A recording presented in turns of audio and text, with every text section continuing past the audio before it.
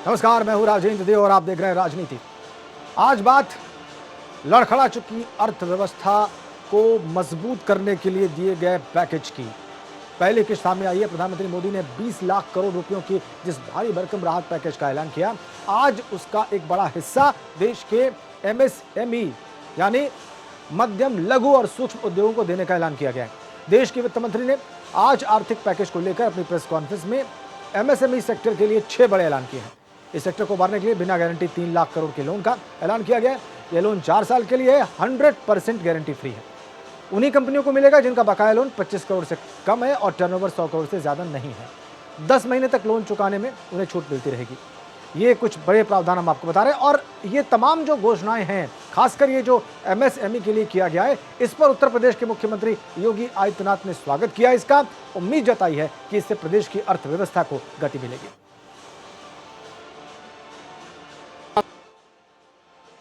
संकट के कारण जो एक रुकावट आई, आज जिस प्रकार की घोषणा हुई है, खासतौर पर एमएसएमई सेक्टर के लिए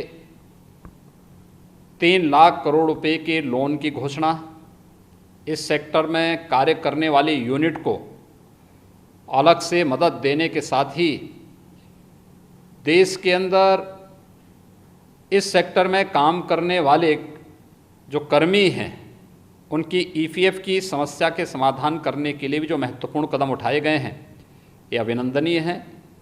मैं इसका स्वागत करता हूं और मुझे बताते हुए प्रसन्नता है कि हमारी सरकार ने उत्तर प्रदेश के अंदर एमएसएमई सेक्टर को ध्यान में रखते हुए अपनी स्टेट लेवल बैंकर्स कमेटी की बैठक पहले ही कर ली है और इस बैठक के माध्यम से हम लोग कल से लोन मेला प्रारंभ करने जा रहे हैं। कल एक साथ मेरा अनुमान है कि लगभग 1600 से लेकर के 2000 करोड़ रुपए का लोन एक साथ यहाँ पे वितरण होगा। तो केंद्र सरकार की तरफ से अर्थव्यवस्था को गति देने के लिए जारी 20 लाख करोड़ के आर्थिक पैकेज पर विपक्ष सवाल खड़े करने लगा है। हम आपको ट्वीट दिखाते हैं। समाजवादी पार्टी के राष्ट्रीय अध्यक्ष और पूर्व मुख्यमंत्री अखिलेश यादव का बहुत तीखा तंज उन्होंने कसा है। ये देखिए, ये आपकी स्क्रीन पर। पहले 15 लाख का झूठा वादा और अब 20 लाख करोड़ का दावा। अब की बार लगभग 133 करोड़ लोगों को 133 गुना बड़े जुमले की मार। उन्होंने आगे लिखा है, बाबू कोई भला कैसे करे एक बार। कितने जीरो होते हैं इसमें, ये पूछ रहे हैं, उसमें कितनी गोल गोल गोली होती है। बहुत तीखा ये तंज।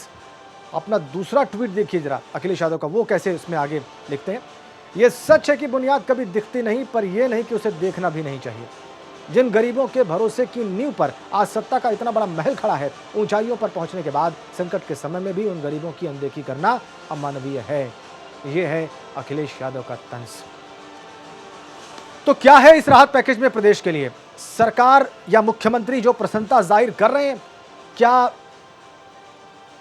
क्या वाकई इस पहली जो किस्त सामने आई है, इसमें वाकई प्रदेश के लोगों के लिए, कामगारों के लिए, मजदूरों के लिए, बेरोजगारों के लिए कुछ ऐसा है जिससे खुश हो जाया जाए, सरकार की बात पर यकीन कर लिया जाए? या विपक्ष जो तंज कर रहा है वो बेमानी है, बेमतलब है, सिर्फ और सिर्फ विपक्ष में रहने का फर्ज अदा कर रहा है? आइए इसी मुद्दे पर चर्चा करते हैं और इसके लिए हमारे साथ जुड़ रहे हैं उत्तर प्रदेश सरकार के सूचना सलाहकार शलभमणि त्रिपाठी जी, वाराणसी से कांग्रेस नेता अनिल श्रीवास्तव जी, प्रयागराज से सपा एमएलसी वासुदेव यादव जी, लखनऊ से अर्थशास्त्री प्रोफेसर एपी तिवारी जी और देहरादून से हमारे साथ जुड़ रहे हैं उत्तराखंड उद्योग संघ के अध्यक्ष पंकज गुप्ता जी। आप सभी का बहुत स्वागत हमारी इस चर्चा में, राजनीति के इस अंक में एबीपी गंगा पर। शलभमणि जी, एक बार फिर से स्वागत आपका। आप सरकार के सूचना सलाहकार भी हैं, इसलिए आपकी बात बहुत मायने रखती है, क्योंकि आप जो कहेंगे उसको हमारे दर्शक बहुत गंभीरता से लेंगे, वो सामान्य प्रवक्ता से ज्यादा गंभीरता से लेंगे। शलभ जी, आपको ये जो पैकेज है, इसको सरल शब्दों में हमारे दर्शकों को बताइए कि किस तरह से प्रदेश के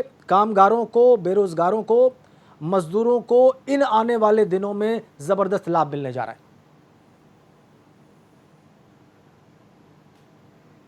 देखिए राजन जी, सबसे बड़ी बात यह है कि पहले दिन से जब से ये आपदा आई है और इस आपदा को लेकर संकेत आने शुरू हुए, माननीय प्रधानमंत्री जी के नेतृत्व में माननीय मुख्यमंत्री जी ने और जिस तरह से काम किया है, पूरी दुनिया के अगर आप आंकड़े देखेंगे पूरी दुनिया में जिस तरह की तबाही मची है, पूरी दुनिया में जिस तरह की दहशत का माहौल है, आज हम ये कह सकते हैं कि प्रधानमंत्री जी ने जो फैसले लिए और जो उत्तर प्रदेश के मुख्यमंत्री जी ने जो फैसले लिए, उसी का परिणाम है कि आप ये कह सकते हैं कि आज हम बहुत बेहतर हालत में हैं। इसमें कोई दो राय नहीं कि पूरी दुनिया एक बहुत बड़े संकट के काल से गुजर रही है, लेकिन इस संकट के दौर में भी जो एक दृढ़ इच्छा शक्ति, जो एक दूरदर्शी फैसले लेने की ताकत थी, वो हमारे लीडर्स में दिखाई दी। और निश्चित तौर पे आपने प्रदेश की बात पूछी है, तो मैं एक बात जरूर आपसे कहना चाहूँगा कि प्रदेश में जब से ये आपदा शुरू हुई, जब से इस आपदा को लेकर हमने लड़ाई शुरू की, 119 चीनी मिलें, मैं आपको सिर्फ जानकारी के लिए बता रहा हूँ कि 119 चीनी मिलें उत्तर प्रदेश में है। लगातार वो चीनी मिलें चलती रही। बहुत से लोग पूछेंगे कि भाई चीनी मिलें चलती रही, इसमें आपका क्या योगदान? तो मैं आपको बताना चाहूँगा कि चीनी मिलें चलने के लिए जो चूने की ज़रूरत पड़ती है, जो सप्लाई की ज़रूरत पड़ती है, जो सप्लाई चेन उसके लिए चीनी मिलों को चलाने की आवश्यकता पड़ती है, वो उत्तर प्रदेश सरकार ने अपनी पहल से, अपने प्रयासों से किया। जो ईंट भट्ठे थे वो लगातार चलते रहे, उसके लिए जो कोयले की जो चेन सप्लाई है, लगातार जो MSME की इंडस्ट्रीज थी, उसके अलावा जो बड़ी इकाइयाँ थीं, उनके सारे बड़े भुगतान कराए गए। सारे कर्मचारियों की इस बात की इंतजाम किए गए कि सबको सैलरी मिले, चाहे भले ही उसमें उस दौरान तमाम ऐसी इकाइयाँ थी जो बंद भी रहीं। आप आंकड़ों की अगर बात करेंगे तो मैं आपको आंकड़े भी दे सकता हूँ कि बहुत बड़ी रकम उत्तर प्रदेश सरकार ने कर्मचारियों को दिलवाई, और ऐसे कर्मचारियों को जिनकी इंडस्ट्रीज बंद थी। 1592 करोड़ रुपए का भुगतान कराया गया जो इकाइयां बंद पड़ी थी। इतना ही नहीं, इकाइयों को कैसे शुरू करा सकते हैं, कैसे काम शुरू करा सकते हैं, ताकि हमारे जो तमाम प्रवासी श्रमिक आ रहे हैं, प्रवासी कामगार आ रहे हैं, उनको रोजी रोटी की व्यवस्था हो सके। और मैं तो सिर्फ इतना कहना चाहूँगा राजन जी कि आप भी बहुत वरिष्ठ पत्रकार हैं, मुझे उत्तर प्रदेश के अलावा कोई ऐसा प्रदेश बता दीजिए जहाँ पर केवल लोग बाहर से आए हों। हमारी 23 करोड़ की आबादी है और हमारे यहाँ लगातार लोग आ रहे हैं। 10 लाख से ज़्यादा लोग आ चुके और एक्सपेक्टेड है कि 20 लाख लोग आएंगे। उत्तर प्रदेश में करीब 8 लाख ऐसे कामगार थे जो बाहरी प्रदेशों के थे, बिहार के, झारखंड के, पश्चिम बंगाल के, उड़ीसा के, छत्तीसगढ़ के थे। मुख्यमंत्री जी ने इस बात को लेकर इंश्योर किया कि सब तक भोजन पहुंचे, सब तक सुविधाएं पहुंचे, हजार रुपए का भरण पोषण भत्ता पहुंचे। क्योंकि हम जो समस्या फेस कर रहे हैं कि हमारे प्रवासी बाहरी प्रदेशों से, महाराष्ट्र से वापस आ रहे हैं, राजस्थान से वापस आ रहे हैं, पंजाब से वापस आ रहे हैं, वो समस्या उत्तर प्रदेश के चलते बाकी हमारे राज्यों पर न पड़े, इसलिए बाहर के जो अप्रवासी श्रमिक थे, कामगार थे, उनको भी हमने भोजन और तमाम सुविधाएं उसी तरह मुहैया कराई जैसे उत्तर प्रदेश के नागरिकों को हम कराते रहे। और आप इसी के चलते देखिए कि लगातार, आपको वो दिन भी याद होगा कि जिस दिन आनंद विहार बस अड्डे पर लाखों की भीड़ इकट्ठा हो गई थी। कोई बोल नहीं सकता, लॉकडाउन अपने चरम पर था, ये था कि नहीं लॉकडाउन का बिल्कुल पालन होना है। आनंद, और रातों रात मुख्यमंत्री जी ने 1100 से ज्यादा बसें लगाकर उन सारे लोगों को एकोमोडेट किया, सबको उनके घरों तक पहुंचाया, एक पूरे सिस्टमिक तरीके से हम लेकिन शलभ भाई, मुझे ये अगर आपने सीन याद दिला दिया है शलभ भाई, आपने सीन याद दिला दिया है, तो मैं आपको ये भी बता दूं कि उत्तर प्रदेश सरकार के एक मंत्री महोदय ने कैसे इन लौटते मजदूरों को मौत का सौदागर बता दिया। मैं आपको ये भी बताऊं कि आगरा में हमने ही तस्वीरें दिखाई कि आगरा फिरोजाबाद बॉर्डर पे कैसे 975 मजदूर एक साथ खड़े थे, ना कोई उनको उधर जाने दे रहा था, ना कोई उनको शेल्टर में रखने को कह रहा था। खैर, अभी मैं चूंकि आज के पैकेज पे फोकस्ड हूं शलभ भाई, और आपने बहुत सारी बातें गिनाई, इनमें बहुत सारी बातें फैक्चुअली सही हैं, इसमें कोई दो राय नहीं शलभ भाई। एक बार आपके पास वापस आऊं मैं, उससे पहले जरा विपक्ष की बात भी सुन लेते हैं कि इन लोगों को ऑब्जेक्शन किस बात पर है। जरा ये भी देख लेते हैं कि अर्थशास्त्री इस पैकेज को कैसे ले रहे हैं, ये जो पहली किस्त सामने आई है उसमें वो क्या खास देख रहे हैं। उसके बाद मैं आपके पास वापस आता हूं। हमारे साथ था कांग्रेस के नेता अनिल श्रीवास्तव जी। अनिल जी, क्या ये जो आज सामने आया है निर्मला सीतारमण जी का वक्तव्य, लगभग 1.25 घंटे तक उन्होंने प्रेस कॉन्फ्रेंस की और बहुत सारी बातें कहीं हमने दिखाई भी हैं कार्यक्रम की शुरुआत में, उसमें आपको वेलकम करने लायक, स्वागत करने लायक कुछ दिख रहा है या सिर्फ और सिर्फ सब खारिज करने लायक है? श्रीवास्तव जी। देखिए, जो निर्मला सीतारमण जी ने जो कहा है वो किसको दे रही है? MSCM को जो दे रही राहत पैकेज, वो क्या डायरेक्ट जो मजदूर है उनके पास जाएगा क्या? जो गरीब है उनके पास जाएगा क्या? हम लोग तो कल बहुत उम्मीद लगा के बैठे थे कि प्रधानमंत्री ने कहा 20 लाख करोड़ रुपया का पैकेज दे रहे हैं। 20 लाख करोड़ रुपया, पहले तो ये बताएं आएगा कहां से? जब पूरा देश लॉकडाउन में है, कोई कमर्शियल एक्टिविटीज है ही नहीं है, कोई टैक्स आना, 20 लाख करोड़ आएगा कहां से? और 2020 तो ऐसे ही गुजर जाएगा जो कोरोना का अभी प्रकोप है। गरीबों के खाते में हम लोगों ने ये सोचा था कि प्रधानमंत्री के द्वारा कुछ जाएगा जिससे वो राहत की सांस लेंगे, वो तो अच्छा, तो वो कहां से आता? वो कहाँ लोन से दे आता रहे है हैं। श्रीवास्तव जी? लोन तो वो पैसा कहाँ से आता जिसकी आप उम्मीद कर रहे हैं? कौन से? ये गरीबों के खाते में सीधा पैसा कहाँ से आता? नहीं, वो पैसा तो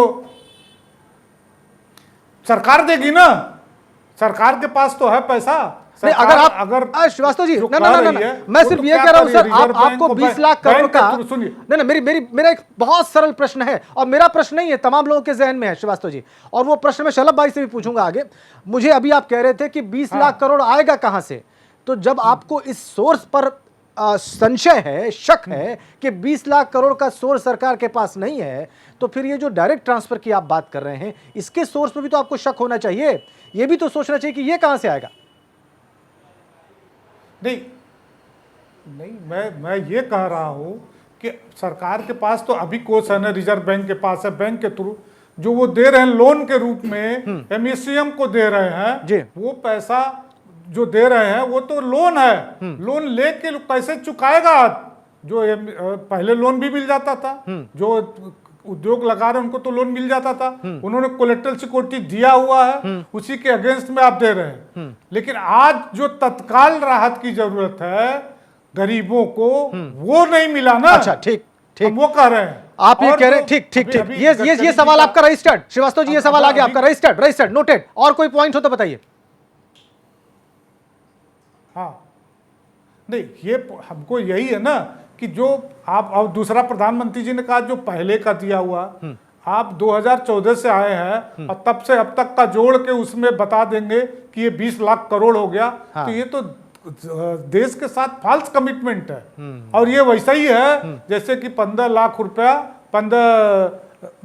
रुपया लोगों के खाते में जाने वाला था। अच्छा। ऐसे ही कमिटमेंट है, ये जमीन पे आने वाला नहीं है।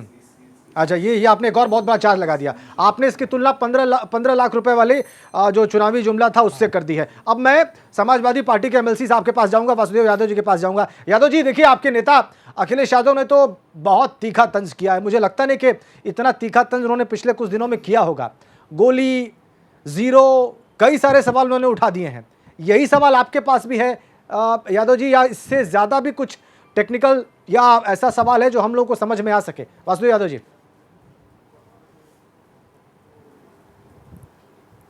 कल के जो वक्तव्य था माननीय सरकार जी का, जी, उन्होंने कहा था कि हम देश को आत्मनिर्भर बनाने के लिए 20 लाख का पैकेज देंगे, और 20 लाख के पैकेज में 10 लाख पहले वाला बता रहे हैं जी, और 10 लाख का आप देंगे, जिसमें 3 लाख करोड़ रुपया एमएसएमई को देंगे वो, और जो अक्टूबर से देंगे जी। और एमएसएमई का मतलब कि जो हमारे सूक्ष्म है, लघु हैं, मध्यम वर्ग के जो हमारे उद्योग हैं उनको देंगे, और 1 साल को उनको कोई नहीं लेंगे लोन को वापसी में, और बिना गारंटी के देंगे। और कहना इनका ये है कि इनकी जो इकाइयाँ होंगी 4.5 लाख इकाइयाँ होंगी लाभान्वित, तो एक इकाई के हिस्से में 6.5 लाख रुपया आता है। 6.5 लाख रुपए में कितना आत्मनिर्भर हो पाएंगे, ये एक क्वेश्चन मार्क है। अच्छा। नंबर 2, और सबसे बड़े आत्मनिर्भरता की जो बात है, इस देश में सबसे अधिक किसान जो हैं खेती के कार्य में लगे हैं, जिनका योगदान जीडीपी में काफी होता है। किसानों के लिए इसमें कोई पैकेज नहीं दिया गया है। नहीं, अभी पहला, किसानों को बिना दिए अभी पहली देश किस्त को आत्मनिर्भर बनाने की बात अभी कहना बेईमानी पहली होगा। किस्त थी। अभी हो सकता है कि आने वाले जो 2-3 एड्रेस हैं, 2-3 अभी और दिन हैं, उसमें हो सकता है किसानों की भी बात हो। थोड़ी जल्दबाजी होगी, आपसे आज की बात कर रहे हैं। अच्छा, आज तो की बात कर रहा हूं, एमएसएमई पर बात हुई है, वो सवाल आपका आ गया, वो सवाल शलभ भाई के सामने आ गया आपका। वो सवाल निश्चित रूप से एक सवाल है, और मैं तिवारी जी की भी राय लूंगा आपके उस सवाल पर। इसके अलावा कोई और महत्वपूर्ण बिंदु उत्तर प्रदेश के संदर्भ में बताइए वासुदेव जी। नहीं, महत्वपूर्ण बिंदु तो ये है कि हमारे लाखों प्रवासी मजदूर आ रहे हैं स्टेट के अंदर। इन्होंने लेबर लॉ को समाप्त कर दिया है 3 साल के लिए, बधुआ मजदूर बन के रह जाएंगे। 8 घंटे के साथ में 12 घंटे की ड्यूटी करने के लिए मजदूर हो जाएंगे। जो कानून गुलामी की जंजीरों में जकड़ा हुआ था उसको खत्म किया गया था। इन्होंने संविधान के खिलाफ काम किया है, मजदूरों के साथ एक प्रकार से धोखा काम किया है। और ये जो एमएसएमई वाला है, इससे आत्मनिर्भर बना के मजदूरों को छोड़ के, किसानों को छोड़ के कोई भी देश या प्रदेश आत्मनिर्भर नहीं बन सकता है। ठीक है, आपको लेबर लॉ जो चेंजेस किए गए हैं, सस्पेंड किए गए हैं बल्कि कहा जाए, उससे भी बहुत आपत्ति है। वो आपत्ति पहले भी आई है। हमारे साथ शलभ भाई, मैं आपके पास आ रहा हूं। बहुत सारे सवाल इकट्ठे हो गए और मुझे मालूम है कि आप जवाब देने के लिए बेकरार हैं, लेकिन तिवारी जी की राय सुननी जरूरी है। अर्थशास्त्री हैं, उनकी नज़र में ये जो आज पहली किस्त सामने आई है और इसमें जो बातें की गई हैं, इसमें कुछ लाभ मिल रहा है या सिर्फ बातें हैं, ये जान लेना बहुत ज़रूरी है। तिवारी जी, दर्शकों को बताइए कि आपकी राय क्या है और विपक्ष के जो ये सवाल हैं, इनको आप कितना वैलिड पाते हैं? देखिए राजेंद्र जी, कोरोना के बाद का जो आर्थिक संकट है, उस परिप्रेक्ष्य में आज का जो पैकेज घोषित किया गया है उसको देखा जाना चाहिए, या कल जो प्रधानमंत्री ने अपने संबोधन में 20 लाख करोड़ रुपए के बराबर के पैकेज की घोषणा की बात की थी। एक महत्वपूर्ण बात यह है, सभी संकटपन्न अवस्था में है। विशेष रूप में जो बात उठती है कि प्रवासी मजदूर हैं, ये भारत का एक राष्ट्र के रूप में दुर्भाग्य रहा है कि जो औद्योगिकरण की नीति बनी, उसमें औद्योगिकरण केवल नगरों तक से केंद्रित होता चला गया। नगरीकरण और औद्योगिकरण दोनों एक दूसरे के पर्याय बन गए। जो कोरोना संकट के बाद भी सबसे ज्यादा संघात प्रवासी मजदूरों पर दिख रहा है, उनकी भगदड़ को लेकर जो एक साक्ष्य है बहुत प्रबल। यही तो कारण है कि उत्तर प्रदेश सरकार ने बड़े पैमाने पर जो एक रणनीति तैयार की है, उसमें 20 लाख प्रवासी मजदूरों को रोजगार देने की बात है। मेरा अपना अभिमत तो बहुत शुरू से रहा है, विद्यार्थी जीवन से ही, कि जब हम अर्थव्यवस्था को एक टिकाऊ आधार पर विकसित करना चाहते हैं, उसको मजबूती देना चाहते हैं, खासतौर पर उत्तर प्रदेश में, तो जरूरत इस बात की है कि बड़े पैमाने पर लघु कुटीर उद्योग क्षेत्र के इकाइयों को उनका एक जाल बिछा दिया जाए। कारण ये है कि ये वो उद्योग हैं जिनमें पूंजी का इस्तेमाल कम होता है, श्रम का उपयोग अधिक होता है। ये श्रम प्रधान कह सकते हैं क्षेत्र है।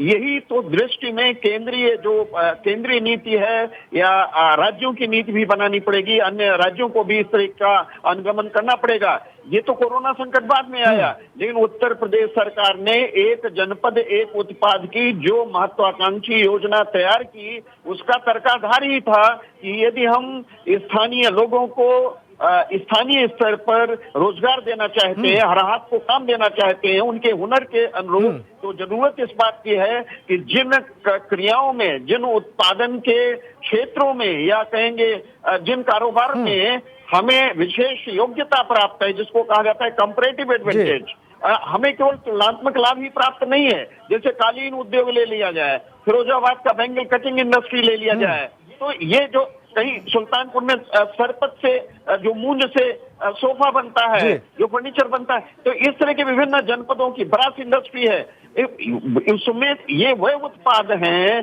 जैसे फिरोजाबाद का जो बैंगल कटिंग इंडस्ट्री है, वो तो ऐसा उत्कृष्ट कांच तैयार होता है कि वैसा उत्कृष्ट कांच बेल्जियम में भी तैयार नहीं होता। आवश्यकता किसकी है कि उसकी ब्रांडिंग की जाए।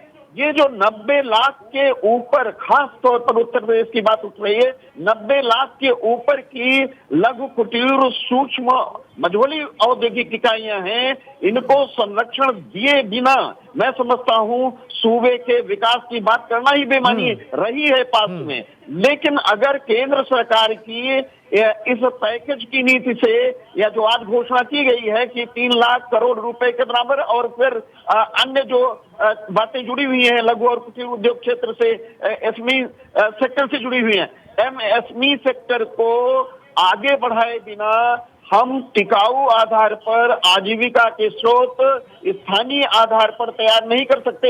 यही तो केंद्रीय भाव स्वदेशी का भी है, आत्मनिर्भरता का भी है, उनमें क्षमता तो है। आज जो अनाउंस किया गया उससे हो जाएगा तिवारी जी?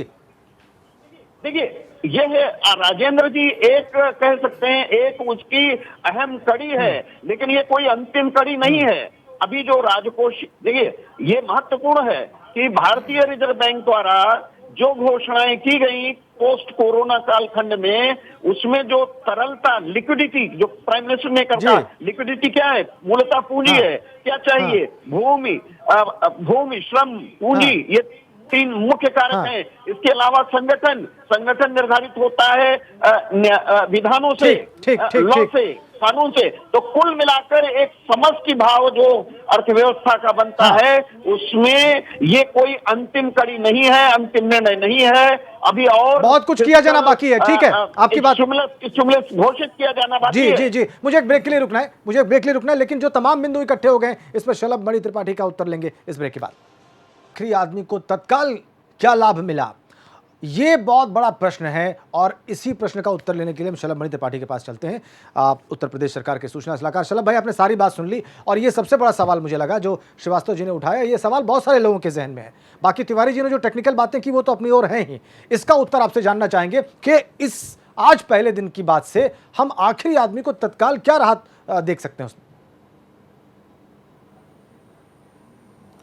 देखिए, आप आंकड़ों में अगर जानना चाहेंगे राजन जी, तो मैं इतना कहूंगा कि 40 लाख लोगों को उत्तर प्रदेश में भरण पोषण भत्ते के तौर पर हर व्यक्ति को उत्तर प्रदेश सरकार 1,000 रुपए दे चुकी है। और निश्चित तौर पर प्रधानमंत्री जी ने जो इस रकम को आप पूरा उसमें मानते हैं, इसका बड़ा समुचित योगदान मानते हैं? है। मतलब बड़ी संख्या में करोड़ों किसानों को जो किसान नहीं मैं आ रहा हूं। उसके अलावा बड़ी संख्या में करोड़ों किसानों को जो किसान सम्मान राशि प्रधानमंत्री जी की अगुवाई में शुरू हुई थी वो भी पहुंचा दी गई। 18 करोड़ लोगों को मुफ्त राशन हम 3 बार का बांट चुके हैं, चौथी बार देने जा रहे हैं। आज उत्तर प्रदेश में क्या कारण है राजन जी, इस पर विचार कीजिएगा। और ये तमाम जो गणमान्य हैं इनको भी विचार करना चाहिए कि क्या कारण है। महाराष्ट्र से लोग भाग के कहाँ आ रहे हैं? उत्तर प्रदेश। राजस्थान से भाग के कहाँ आ रहे हैं? उत्तर प्रदेश। पंजाब से भागकर कहाँ आ रहे हैं? उत्तर प्रदेश। और उत्तर प्रदेश में जो बाहर के अप्रवासी काम कर रहे थे वो ये कहते हैं कि नहीं, हम उत्तर प्रदेश में महफूज है। योगी आदित्यनाथ जी की सरकार में हमें भोजन भी मिल रहा है, राशन भी मिल रहा है और भरण पोषण भत्ता देने में भी हमने इस बात में कोई कोताही नहीं की कि उत्तर प्रदेश का व्यक्ति है बाहर का है। जो भी है, ठेला चलाने वाला व्यक्ति है, खोमचा चलाने वाला व्यक्ति है,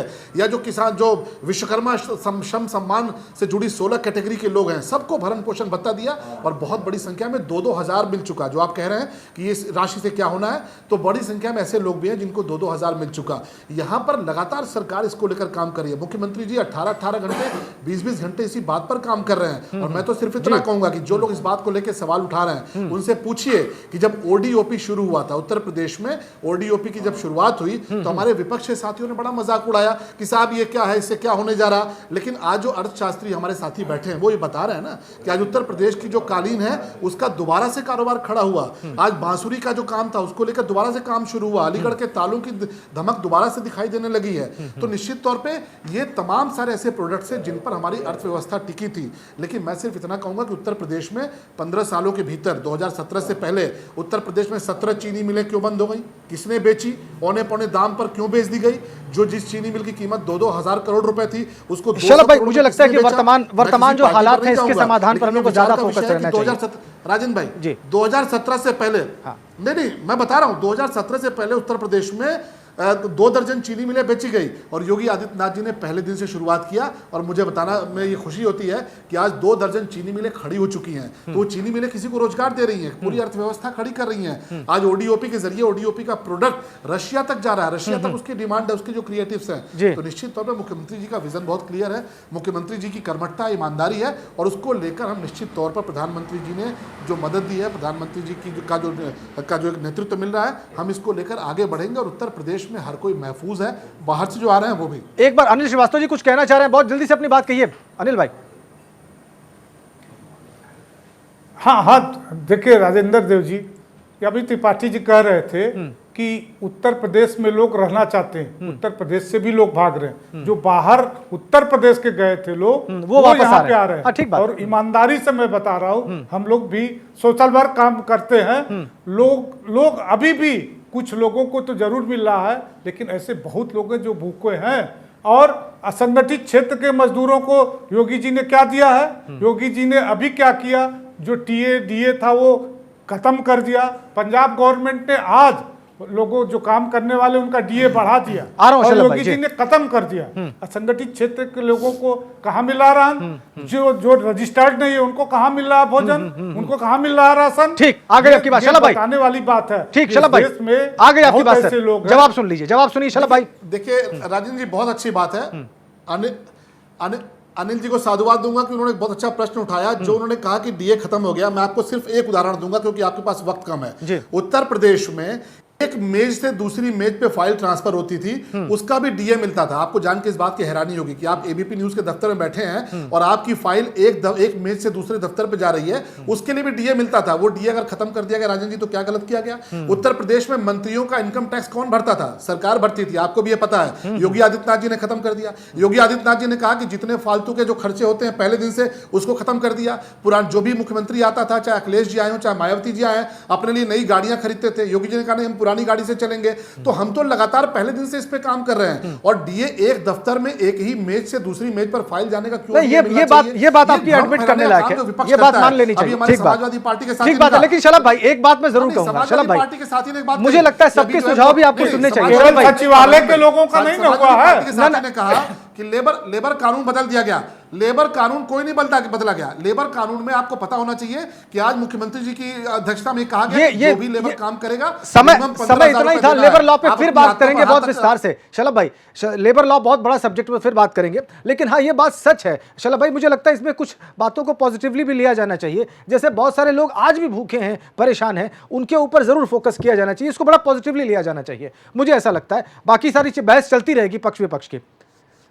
कोई भी व्यक्ति भूखा नहीं है, मैं इस बात को दावे से कह रहा हूं। बहुत बहुत धन्यवाद आप सभी का, बहुत बहुत धन्यवाद शलभ भाई, श्रीवास्तव जी, वासुदेव यादव जी और तिवारी जी इस चर्चा का हिस्सा बनने के लिए। राजनीति के आज के अंक में फिलहाल इतना ही, धन्यवाद।